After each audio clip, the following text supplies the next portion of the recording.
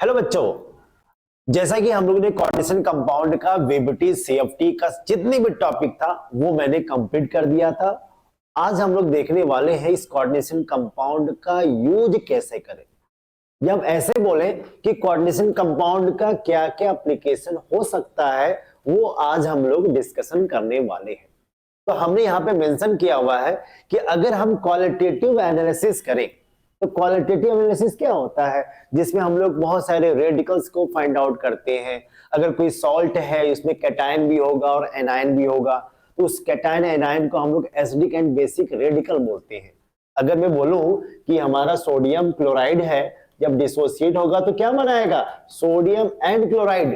तो सोडियम हमारा क्या हो जाता है, बेसिक रेडिकल, एंड क्लोराइड हमारा क्या हो गया, एसिडिक रेडिकल। तो अगर उस क्वालिटेटिव एनालिसिस में अगर मुझे निकल का अगर मुझे डिटेक्शन करना हो, निकल 2+ के फॉर्मेशन को फाइंड आउट करना हो, तो भी हम कोऑर्डिनेशन कंपाउंड का यूज कर सकते हैं।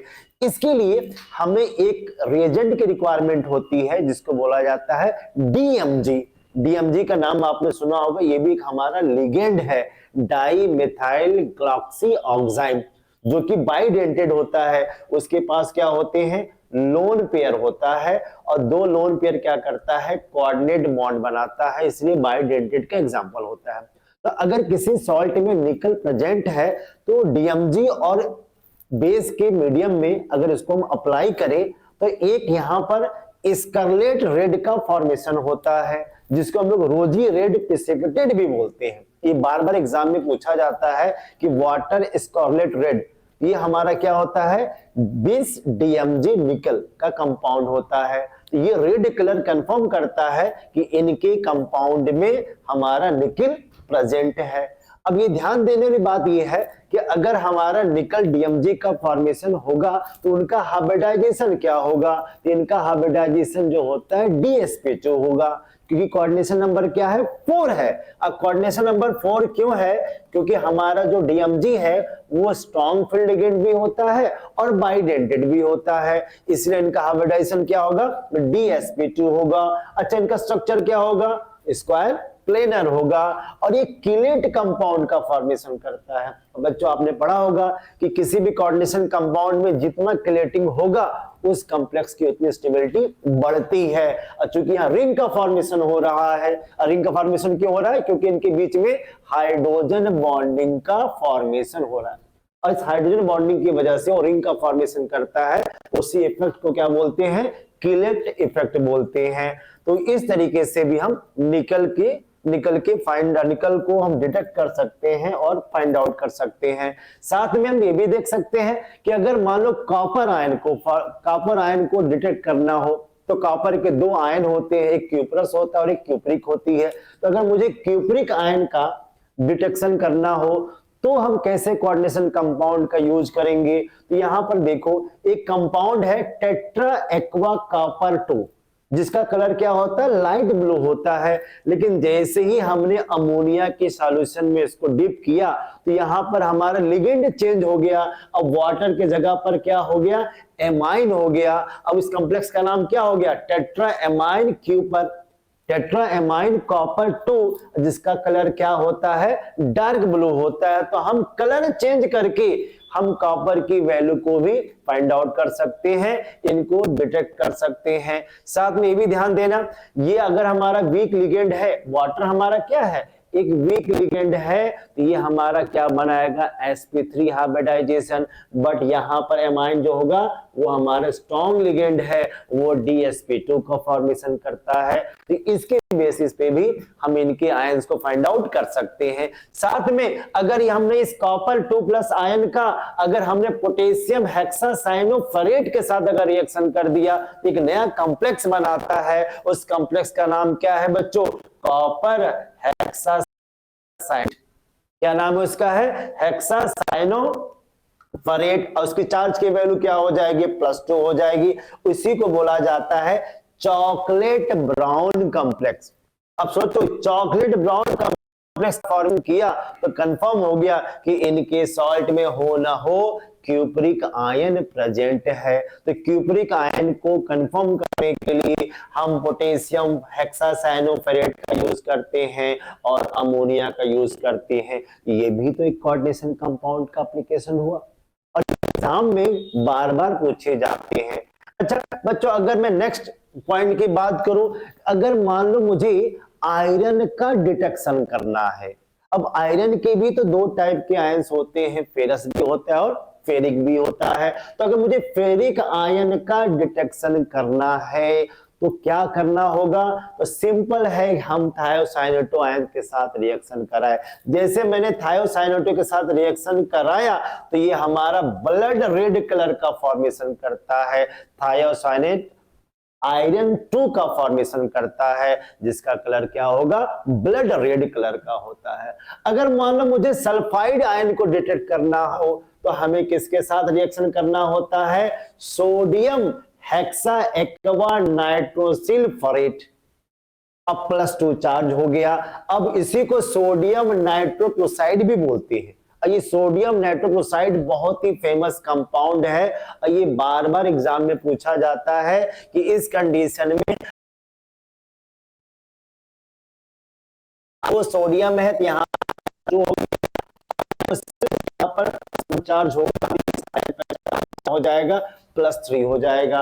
तो सोडियम नाइट्रोक्लोराइड का अगर रिएक्शन हम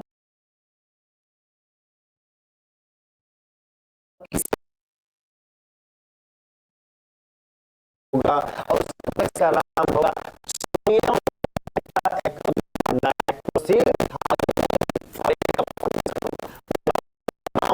सोडियम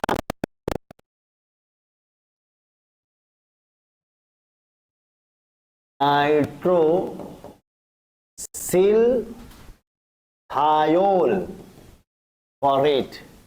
थायोल फॉरेट। अच्छा, इसका चार्ज की वैल्यू क्या हो जाएगी? यहाँ पे चार्ज की वैल्यू आपकी हो जाएगी +3 हो जाएगी, जिसका कलर क्या होता है? वायलेट कलर होता है। तो अब बताओ, क्या इससे हमारे कोऑर्डिनेशन कंपाउंड का एप्लीकेशन नहीं दिख रहा? हम सल्फाइड को भी डिटेक्ट कर सकते हैं, हम फेरिक को भी कर सकते हैं, हम क्यूपरिक को कर सकते हैं, हम निकल को कर सकते हैं। अच्छा, नेक्स्ट पॉइंट की बात करें, अगर हमारा कोई रेडिकल ग्रुप फर्स्ट में आ जाए, जैसे आपने कभी 12th में आपने अगर सॉल्ट एनालिसिस किया होगा तो कैटायन में बेसिक रेडिकल को आपको ग्रुप में अलग अलग ग्रुप में डिवाइड करते हैं। एक 0 ग्रुप होता है, ग्रुप 1 होता है, ग्रुप 2, 3, 4, 5।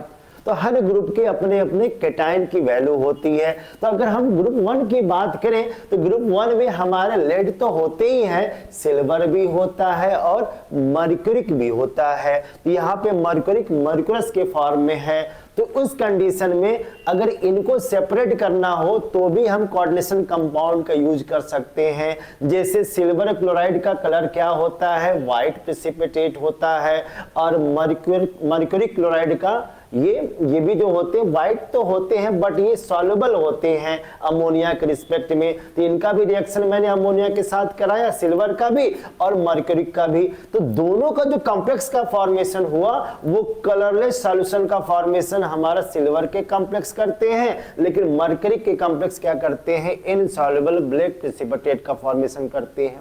जबकि दोनों का रिएजेंट सेम है, दोनों के कॉम्प्लेक्स का फॉर्मेशन सेम है, लेकिन इनका कलरलेस सॉल्यूशन का फॉर्मेशन हो रहा है और इनका इनसॉल्युबल ब्लैक प्रेसिपिटेट का फॉर्मेशन कर रहा है। क्यों? क्योंकि यहाँ पर जो हमारे लिगेंड है उन लिगेंड का बिहेवियर क्या हो जाता है? चेंज हो जाता है। तो इस तरीके से भी हम कोऑर्डिनेशन कंपाउंड को यूज कर सकते हैं ग्रुप 1 बेसिक रेडिकल को डिफरेंशिएट करने में। अच्छा, अगर मैं कहूं कि कोऑर्डिनेशन कंपाउंड का यूज मेटलर्जी में कैसे करते हैं? मेटलर्जी तो बहुत हार्ड टॉपिक है कि हम किसी भी मिनरल से, किसी भी ओर से कैसे प्योर मेटल का फॉर्मेशन करें। उस मेटलर्जी में हम कोऑर्डिनेशन कंपाउंड का यूज सबसे ज्यादा मोन्ड प्रोसेस में करते हैं। अब मोन्ड प्रोसेस में हम लोग प्योर निकल का फॉर्मेशन करते हैं। तो ये प्योर निकल कैसे बनता है? ये हमारा निकल इम्प्योर है, तो पहले हम लोग क्या करते हैं? कार्बोनिल के साथ रिएक्शन कराते हैं, टेम्परेचर देते हैं 350 केल्विन। किसी किसी बुक में 300 to 350 केल्विन दिया होता है। ये किसका फॉर्मेशन करेगा? टेट्रा कार्बोनिल निकल का फॉर्मेशन करेगा। और ये एक हमारी कोऑर्डिनेशन कंपाउंड हो गया जो कि बहुत ही वोलेटाइल होता है। फिर और टेम्परेचर को बढ़ाकर हम क्या करते हैं, कार्बोनिल को अलग कर देते हैं और निकल सॉलिड के फॉर्म में, प्योर फॉर्म में उसका फॉर्मेशन हम करते हैं और निकल को अलग कर लेते हैं। तो निकल के प्यूरिफिकेशन में, निकल के फॉर्मेशन में भी हम कोऑर्डिनेशन कंपाउंड का यूज करते हैं। तो बच्चों ध्यान देना, इस प्रोसेस को क्या बोलते हैं? Moaned process. ये बहुत सारे एग्जामिनेशन में पूछा गया है। लास्ट में अगर मुझे इलेक्ट्रोप्लेटिंग करना हो, तो कोई भी आर्टिकल हो, तो अगर हम क्या करें, डाई या बाईसाइनो सिल्वरेट या ऑर्जिनेट या डाईसाइनोरेट की सॉल्यूशन में किसी आर्टिकल को डिप किया जाए तो वो इलेक्ट्रोटेट हो जाएगा। जैसे यहाँ पे मैंने बताया हुआ है, ये हमारा एनोड है, ये हमारा कैथोड है, और कैथोड पे हमने क्या ले लिया? कॉपर ले लिया, और सॉल्यूशन हमने क्या ले लिया? डाईसाइनोरेट लिया हुआ है। तो हम इस तरीके से भी किसी भी आर्टिकल को हम इलेक्ट्रोप्लेटिंग कर सकते हैं। ये भी तो कोऑर्डिनेशन कंपाउंड का यूज हुआ।